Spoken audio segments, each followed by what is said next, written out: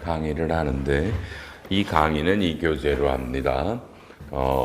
법인세 세무관리 실무라 그래서 제가 뭐 쓴 책이고 아이파에서 구매하시면 됩니다. 이 반은 커리큘럼에 있으셨죠? 이 반은 전문가 과정이에요. 전문가. 그러니까 이건 여러분들이 뭐예요? 여러분들이 법인세를 이미 상당히 잘 아신다. 그래서 법인세의 기본적인 얘기를 하지 않습니다. 그렇죠? 근데 문제는 그러면 제가 강의를 어렵게 하겠죠? 여러분이 따라올 수 있을까는 퀘스천이고요. 그냥 결론, 어렵습니다. 이 수업은. 여러분이 못 따라와도 할 수 없는 거고요. 다만 지금은 뭔 소리야? 내가 얼마나 잘하네? 그러시겠죠? 한번 들어보세요. 오리지널 법인세가 어떤 건지를 제가 보여드릴 거예요. 쉽게 대한민국에 이런 법인세 수업이 있다는 걸 제가 보여드릴 거예요. 그러니까 여러분이 기존에 여러 학원에서 들었던 그런 법인세랑 비교하지 마세요. 저 굉장히 쪽팔려요. 그렇죠? 어려운 수업일 텐데 다만 이 수업을 마감하시고 돌아가셔서 앉아 계신 분도 온라인도 여러 번에 걸쳐 복습을 하시면 아마 어마무시한 법인세 강자가 될 겁니다. 단 분명히 말합니다. 어렵습니다. 여러분 어렵습니다. 회계사 세무사들이 이 자리에 앉아도 되게 다 절절맬 겁니다. 이 정도로 강의를 했어요. 지금 제가 어렵다고. 그러니까 수업을 듣다가 어려운 건 너무 당연한 거다 받아들이라는 얘기인데 알았나요? 여러분 직급이 대부분 회사에서 오신 분은 이 정도면 한 과장이나 차장, 부장 이런 사람이 들으라는 건데 세무팀은 고참 대리 들어도 되고 여러분이 평상시 다뤘던 그 법인세가 아닐 거예요. 그러니까 정신들 바짝 차리시고요. 집중하시고요. 그렇죠? 열심히 들으세요. 어제 그제는 상법을 다른 학원에 가서 강의를 했는데 이야 열심히 듣는데 웃기죠? 좀 전에 여기다 이렇게 설명해서 저게 소득세법의 특수관계자 설명을 했다고 법인세 특수관계자를 하다가 대법원 판례 때문에 소득세 특수관계자를 여기서 설명했어. 그리고 바로 여기다가 다시 사례를 설명하는데 5분도 안 걸렸어. 여기서 내가 특수관계자가 아니죠 라고 했는데 요걸 물어보니까 특수관계자래. 똑같은 사례를 두고. 그게 왜 그런 줄 아세요? 집중하지 않으셔서 그래요. 아셨죠? 집중해서 들으세요 여러분. 참 그리고 온라인으로 보시거나 앉아 계신 분 듣다가 못 듣겠으면 가세요. 알았나요? 어거지로 듣지 마세요. 여러분들은 어거지로 들으라고 안 하니까 듣고 싶은 분들만 들으시면 돼요. 목차를 넘어가서 9페이지부터 가요. 개정세법을 먼저 합니다. 이 법인세는 입문과 이 고급 과정으로 갈라지는데 여러분 입문에는 이 개정세법 얘기를 하지 않습니다. 전문가 과정이니까 합니다.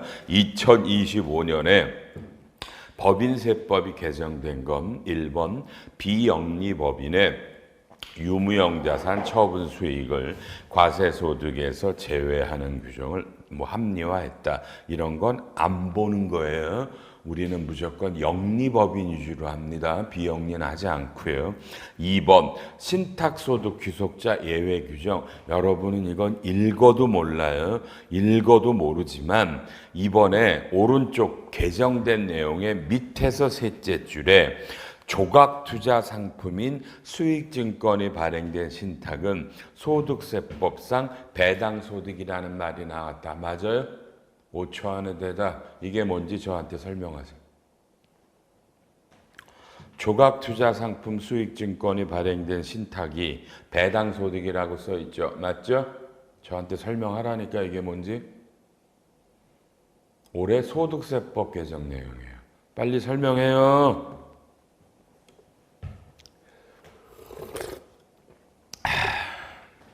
그럼 칠판? 여러분이 설명 못하는 건 여러분은 법인세 담당이야? 아, 그래서 소득세 개정되는 건 전혀 안 봐? 지금 그런 뜻이겠네. 맞아요? 그럼 제 입에서 나올 수 있는 말은 참 장하시네요 라고. 그죠? 참 장하시군요. 소득세법 개정된 건 공부 안 해요? 오늘 강의가 5월 22일이야. 맞죠? 올해 개시된 지 5월 22일째라고요. 근데 여러분은 법인세 전문가 수업을 들어오는 정도의 분들이 소득세 개정된 내용은 공부 안 했어요? 이건 있을 수 없죠. 그래서 조각투자 상품이라면 저를 봅니다. 그림이 하나가 20억짜리입니다. 내가 20억짜리 그림을 사기가 뭐하니까 이 그림을 마음속으로 1000개로 나눠 1000개로 잘라서 신탁이 이걸 1000개로 잘라서 1000분의 1, 1000분의 2 이런 식으로 쪼가리로 팔아요. 이게 조각투자 상품이라는 거예요. 이해해요? 그럼 여러분이 이 그림의 1000분의 1 그를 5개를 사서 5개를 팔아서 이익이 났어. 이건 올해부터 배당소득이라고 명문화 들어왔다 그 뜻이고요. 그런 신탁이 어쩌고 저쩌고 법인세에도 연결이 된다 이건데 내용은 볼 필요가 없는 거예요. 그냥 여러분은 조각투자 상품을 사서 팔았는데 이익이 났어. 그러면 올해부터 배당소득이래. 이렇게 잡는 거예요. 그것만 알면 되고 넘어가시고요. 3번 세금과 공과 나와요. 여러분 5초 읽으세요. 스스로. 읽으세요.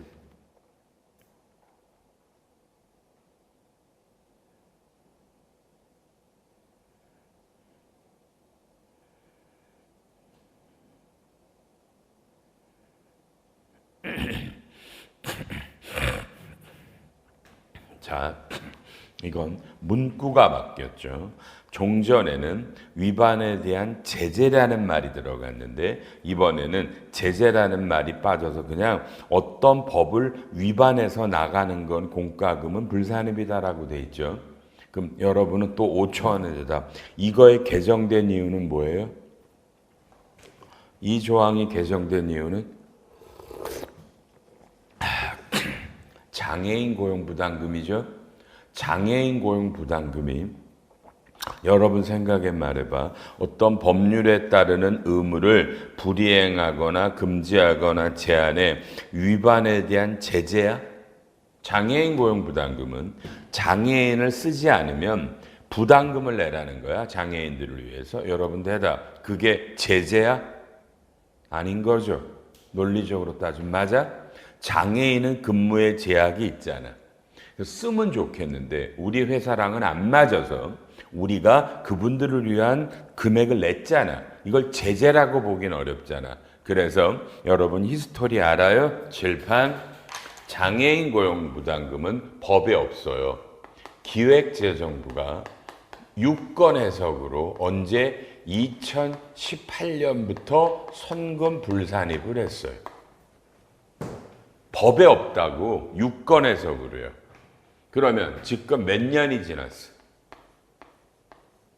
계속 선금 불산입을 했는데 기업들의 입장에서 장애인 고용부담금은 선금 불산입이 될 리가 없다라는 거야. 그래서 계속 소송을 했는데 조세심판원도 져, 감사원 심사청구도 다 졌지만 법원에 가서 법원 사람들은 뇌구조가 달라 우리랑. 이번에 여러 선거들을 보시면서 느끼시겠지만 여러분 그래서 법원에서는 이게 지금 뭐야 여러분요 선금이다라고 1심도 2심도 선금이에요. 당연히 국세청은 대법으로 상고를 했는데 대법원 판결이 아직도 안 나와요. 왜요? 너무 민감하기 때문에. 이해해요? 너무 파장이 커. 자, 2심이 나온 연도는 2023년 12월이에요. 실제로 1년 6개월이 돼도 이게 안 나온다라는 거는 이건 심각한 문제입니다만. 이해하나요? 너무 민감해. 여러분 손가락으로 센다. 시작. 대법이 이게 손금으로 나오면 18, 19, 20, 1, 2, 3, 4 7년도에 해당하는 전국의 어마어마한 기업의 장애인 고용 부담금이 선금이면 경정 청구예요. 이러면 이건 어마어마한 세수가 빠져요. 근데 이건 누가 봐도 선금으로 나올 거라고 보여져요. 대법에서도. 그러니까 1심과 2심의 판단이 제재가 아니라는 거예요. 제재가. 장애인 고용 부담금은. 근데 법에는 제재니까 선금불산입니다. 그래서 대법 판결이 어떻게 나올지는 모르지만 일단 기재부가 법을 바꿔서 제재라는 말을 빼버리고 그냥 위반이다라는 말로 넣었어. 그러면 대답. 이렇게 2025년에 법을 바꾸면 빨리요. 2025년에는 장애인 고용부담금은 선금불산입이야? 그걸 누가 알아? 그죠? 그걸 누가 아냐고. 그건 아직도 판단하지 말고. 그러니까 대법에서 선금 여부가 나오기 전까지는 여러분은 올해도 안 나오면 올해도 선금불산입이야. 장애인 고용부담금은. 알았죠? 그리고 이 개정된 걸로 어쩌고 저쩌고는 지금 보지 말고 일단 대법 판결이 나오면 그 다음에 이게 혹시 선금이 나오면 요 시행령 요 문구의 개정 여부를 따로 해석을 할 거야 이제부터. 알았나요? 오버하지 마. 여러분이 판단하지 마. 알았어요?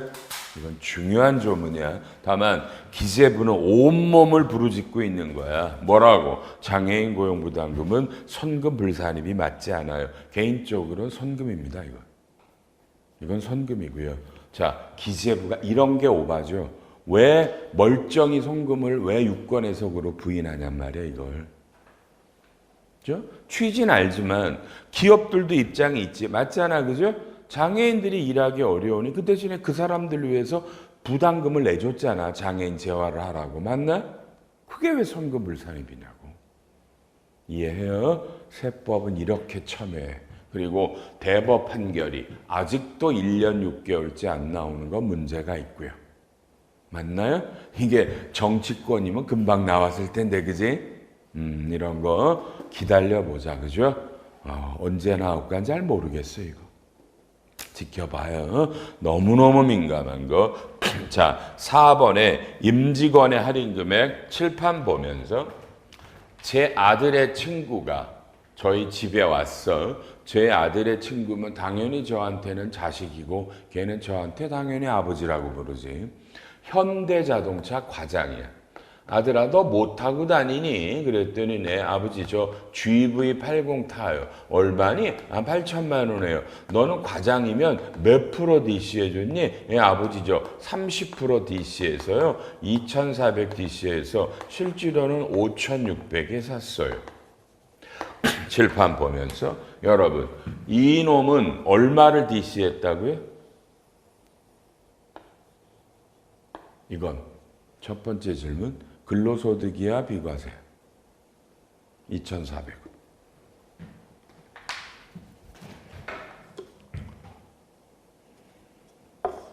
책 보시는 분들 책에 있으면 내가 책을 읽었겠지 칠판에다 썼겠어? 맞죠? 맞나? 온라인 보시는 분 몇 명이 앉아있는데 아무도 대답을 안 한다. 환장하겠네. 다 가라 그럴까? 그죠? 다 가 보내버리고 온라인으로 찍지 뭐. 그죠? 야, 이양수가 묻는데 아무도 대답을 안 하는데? 아주 환장하겠네 이거. 다 앉아 계신 분 혹시 절 모른다고 이해를 하고 여러분 앞에 있는 선생은 이 책의 저자인 이양수라고 그러고요. 저는 회계사고요. 올해로 만으로 41년 차 회계사야. 41년 차. 등록번호 2030번. 지금 회계사가 수만 명인데 2030번이야. 이런 강의한 지 만으로 36년. 여러분 회사 CFO들 다 은퇴한 CFO들까지 다 저한테 수업 들었어. 아직도 수천 명의 회계사 세무사가 제 수업을 듣고 법인세 수없이 많은 국세청의 조사국 조사과 직원들이 제 수업을 들어. 이해하셨어? 근데 여러분은 이양수가 묻는데 대답들을 안 하나? 그래? 묻는데 머리 딱 내려 꼴고 책 보고? 미안해? 그러시면 저랑 수업하지 마. 다른 사람들 수업 들어. 첫 번째 쉬는 시간에 돌아가서 못 듣겠다 그러고 가 집에. 알았죠? 저는 여러분들과 그렇게는 수업 안 해. 이 얘기 했어요. 여러분 아셨어요? 계속 대답하지 말아봐. 제가 강제적으로 다 문 닫고 강의할 테니까. 다시 알았나요? 알았나요? 그러니까 이런 소리 듣기 싫으면 가라고. 아셨어요? 여러분이 지금 뭐 대학교 수업 듣는 줄 알아 지금? 에? 회계사 시험 학원에 가서 저 나무나 우리 학원에 내가 그 학원 선생인 줄 알아? 우리는 실무를 잡는다. 알았죠? 저 나무나 우리의 유명한 셈법 강사 애들 있지? 그 친구 데려와서 오늘 수업하라고 하면 할 수 있을 것 같아? 손도 못 대. 강의를 안 한다고. 그건 수험이고 우리는 실무야. 그것도 어마무시한 조세심판원 판례, 대법 판례들을 이용해서. 알았나요? 우리는 실무를 잡아. 그러니까 여러분 옛날식으로 수업 듣지 마. 그런 식으로 수업 안 해. 칠판. 2,400은 이 사람은 갑이야. 근로소득으로 과세되지 않아. 잘 모르지? 연말정산도 못하지 여러분은. 연말정산 해본 적도 없지. 또 일반회계랑 법인세만 한다고. 연말정산에는 로직이 근로소득에서 비과세를 빼면 총급여액이라고 돼 있어. 자, 이 용어도 잘 모를 거야. 다만 2024년까지는 이 2,400원 어떠한 논리도 원래 근로소득이야. 그런데 여러 이유로 그냥 관행적으로 근로소득으로 안 보고 다 비과세했었어. 작년까지는. 근데 올해 역사적으로 드디어 소득세법이 개정돼서 교과서에 보니까 뭐야? 칠판 보면서 교과서도 보고 칠판 보고 봐. 올해부터는 2,400이 근로소득이고 교과서에는 자 여러분 대답 미니야 맥스야? 맥스야. 이게 미니가 아니라 시가의 20%랑 연 240이 칠판 시가가 8,000이니까 뭐야 1,600과 240에는 뭐가 커? 1,600이 크지? 그 1,600이 비과세야. 그럼 대답 얼마만 과세된다는 얘기야. 그게 소득세법 용어로 2,400이 근로소득이고 1,600이 비과세고 800이 총급여액이야. 올해부터 이렇게 과세돼. 여러분 우리나라에 얼마나 많은 회사가 삼성전자 직원들이 이 핸드폰 사면 제값에 안 사잖아. 전부 다 과세되는 거야 올해부터. 다만 1년에 240이나 시가의 20%. 그죠? 그럼 칠판. 현대자동차 직원들은 이걸 이미 알았을 거 아니야 작년 연말에. 그래서 작년 연말에 무지들 차를 샀어. 작년 연말에. 전액 다 비과세였으니까. 아셨어? 근데 혹시 여러분은 이런 세법이 개정되는 것도 몰랐어 작년 연말에? 그럼 여러분은 재무팀을 다니면 안 되는 거고. 이해해요? 알아야지 동료들에게 위에다 건의해서 내년부터 과세되니까 기왕이면 올해 팝시다 했었을 거 아니야. 무지들하게 샀어. 현대자동차 매출의 상당수를 기여했을 거야. 이 직원들이 차를 산 것들이. 됐나요? 이건 억사적이야. 근데 회계사님, 네. 왜 이게 법인세에도 있어요? 웃기지? 나도 잘 모르겠어. 다만 이번 법인세 뭐가 들어왔어? 지금 대답. 회사는 매출이 얼마야? 이거지. 그럼 얼마를 싸게 준 건데? 웃기지? 이걸 동시에 입금과 선금으로 넣으래. 1,600이 아니고 할인해 준 금액 전액을 입금과 선금으로 보래. 이유가 뭔지를 내가 죽어라고 생각해도 아주 환장하겠어. 왜 이 짓을 했을까 얘네들이. 제 말 이해되나? 교과서에 보면 가로 1번에 수익의 이 할인한 금액 이 차이가 수익 금액이고 가로 2번 손금의 손비례잖아. 그러니까 과세소득에는 영향이 없다고 똑같다고. 그런데 왜 익선금일까? 차이점을 보면 뭐야? 여러분 우리가 보통 그죠? 요게 매출액인데 그러면 법인세법의 수익금액, 법인세의 수익금액은 8천이라는 얘기인데 실제로 요 수익금액 갖고 뭐 하는 게 별로 없거든. 근데 하여튼 모르겠다 이거. 기재부 어떤 친구가 왜 이 금액을 동시에 입금과 선금으로 넣는지는 잘 모르겠어. 어쨌든 들어왔어. 그래서 지금도 고민스러워. 현대차 오면 물어보려고 그래. 이거를 세무조정에서 전액 입금과 손금에 동시에 넣을 거냐 아니면 이거 미친 짓이지 안 넣을 거냐 난 물어보려고 그러다. 하여튼 알았나요? 조금 더 시간이 필요한 것 같다. 이 본뜻을 이해하려면. 너무 보지 말고 5번에 여러분 우리나라 법이 2023년부터 외국의 10% 이상의 자회사로부터 받으면 입금 불산입을 하거든. 근데 왼쪽에 2번에 일부가 입금 불산입이 아니라 과세되는 경우가 있는데 어떤 경우에 이게 해외 자원 개발을 위한 투자일 때는 입금 불산입이다. 그래서 여러분은 보지 말고 그냥 여러분이 외국에 자회사가 있어. 그 자회사들이 어떤 해외 자원 개발을 뭐 투자하고 해. 그럴 때만 봐. 해당하지 않은 분은 쳐다도 보지 마. 볼 필요 없어. 이해했어? 해외 현지 법인이 있어? 근데 그 현지 법인이 어떤 해외 자원 개발을 하는 회사야? 그럴 때만 봐. 알았나요? 내용도 알 필요 없어. 넘긴다.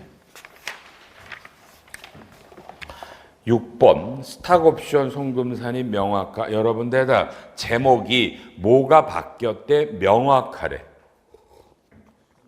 명확하라는 단어는 기억해? 개정이 아니야. 원래 그런데 사람들이 법이 애매하니까 헷갈려 하는 거야. 그래서 이번에 분명히 넣어준 거야. 개정 아니야. 이건 볼 필요 없어. 왜? 스탁 옵션이 송금산입되거든. 우리도 배우지만 그때 상장법인도 된다. 당연한 말이야. 왜냐하면 상법의 스탁 옵션은 왼쪽에 340조의 2가 있고 오른쪽에 542의 3조가 있다고. 차이점은 똑같은 스탁 옵션인데 오른쪽에 542조의 3은 상장법인의 스탁 옵션이고 왼쪽에 340조의 2는 비상장법인 스탁 옵션이야. 근데 법이 비상장만 열거해 놨어. 잘못된 거야. 당연히 상장도 돼. 근데 이게 법에 없으니 애매하니까 이번에 법에다 넣어준 거야. 이런 게 이제 법 만들 때 잘못 만든 거야. 스탁 옵션이 상법에 2개 조문이 있는 걸 몰랐던 거지, 기재부회가. 그죠? 근데 실무적으로는 당연히 상장도 이 혜택을 줬어. 근데 이걸 이번에 분명히 넣었어. 이해해야 돼. 명확하라는 말은 바뀐 게 아니야. 옛날에도 이랬는데 애매하니까 분명히 넣어줬다. 그러니 누가 2024, 2023에 대해서 야 니네 상법인데 니네는 스탁 옵션인데 너희는 상장이잖아. 상장은 옛날 법은 비상장만 있으니 선금이 아니잖아. 에라이 놈아 2025년에 법이 바뀌면서 명확하라고 돼 있잖니. 이 법이 없었지 논리적으로 다 선금이야? 이런 주장을 해야 돼. 근데 여러분 칠판 보면서 스탁 옵션이 뭐가 선금되는지 5초 안에 설명해. 스탁 옵션은 뭐가 선금이야? 몰라? 스탁 옵션을 부여하면 뭐가 선금이 되냐고. 칠판 다시. 여러분 혹시 입문 들어야 되는 수준들 아니야? 어? 진짜 이런 전문가 수업 들어도 되는 분들 맞아? 하늘과 땅의 차이로 수업을 해. 앉아 계신 분 미안해. 어려워도 할 수 없어. 여러분이 아니라 저 온라인으로 보는 분들은 입문들을 다 듣고 올라오기 때문에 어마어마한 난이도의 수업을 기대하기 때문에 난이도가 높아. 알았나요? 그냥 왔으면 듣고 돌아가서 이게 잘 이해 안 되면 거꾸로 회사 집에 가서 입문을 다시 듣고 이걸 들어. 그러면 훨씬 쉬워져. 오케이? 단 기초적인 얘기 안 해요, 여러분. 이 반은. 잊지 말고. 7번 감가상각 무형자산 범위. 뭐 별로 의미 없어. 이건 의미 없어. 다만 그 밖에 이와 유사한 무형자산이야. 그러니까 원래 세법의 무형자산은 열거돼 있어. 영어권, 특허권, 광어권, 개발비인데 이와 유사한 거야. 그러니 왜냐면 기업 회계에는 왼쪽에 이런 영어권, 개발비, 광어권 말고도 다양한 무형자산이 있어. 회계에는. 근데 그 다양한 무형자산은 세법은 무형자산이 아닌 거야. 가장 대표적으로 하나만 찍어봐. 뭔데? 몰라? 전속계약금. 연예인과 프로 선수들 전속계약금이 빨리 왼쪽엔 없지 여러분. 없지. 그러니까 세법은 그 전속계약금 하면서 계약금을 준 건 일시전액송금이야.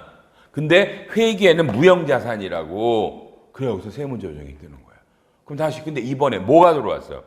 그 밖에 이와 유사한 무형자산 안에 빨리 여기에 전속계약금이 포함된다고 할 수 있겠어 없겠어? 아니지. 뭐와 유사한데? 영어권, 개발비, 광어권들과 유사한 거잖아. 전속계약금은 아니지. 이런 것들이 중요한 거야. 왜? 여러분은 지금 이런 말을 한 번도 들어본 적이 없거든. 그지? 세법의 무형자산은 열거돼 있고 회계는 다양한 무형자산이 있기 때문에 회계학의 무형자산 중에 상당수는 전액송금이다. 세법의 무형자산이 아니기 때문에. 근데 이번에 그 이와 유사한이라는 단어가 들어왔기 때문에 애매할 수 있다. 에? 다만 이와 유사한이니까 그래도 이건 전속계약금 같은 것들이 아니라 이런 광어권 이런 걸 뜻할 거라는 거. 판단의 문제가 뜨겠지? 그 밖에 이와 유사한 게 어떤 거냐는 좋고 8번 공동경비 보지 말고 비영리법인 안 할 거고 의료기술협력단 안에 특례나 일반의 의료 기술협력단이 들어왔다는 건데 중요하지 않고 보험회사 해약준비금 보지 말고 여러분 보험회사 아니죠. 보험회사는 IFRS 1117호 때문에 그런 거야. 현재가치회계 때문에 보지 마. 이건 안 몰라도 돼. 12번에 자기주식 관련 적격 인적 분할 요건은 여러분 어렵네. 다만 칠판 어려워도 살짝만 여러분 우리가 자기 주식을 간에 어저께 상법에도 무지하게 떠들었는데 회사가 갖고 있는 여러분 들어봐. 자기 주식은 의결권도 없고 배당금도 못 받고 신주인수권도 못 받아. 이해해? 근데 봐. 내가 자기 주식이 있는데 오케이? 우리 회사가 분할이 됐어. 오케이? 인적 분할이 됐어. 우리 회사의 사업부 하나가 떨어져 나갔다고. 그러면 인적 분할이니까 우리 회사 주주들은 감자를 하고 저 새로 생긴 회사의 주식을 받는데 좀 전에 자기 주식은 이런 권한이 없다고 그랬지. 근데 현행 이 인적 분할은 주식을 받을 수가 있어. 우리 회사가. 이해해? 이걸 악용한다. 대기업들이.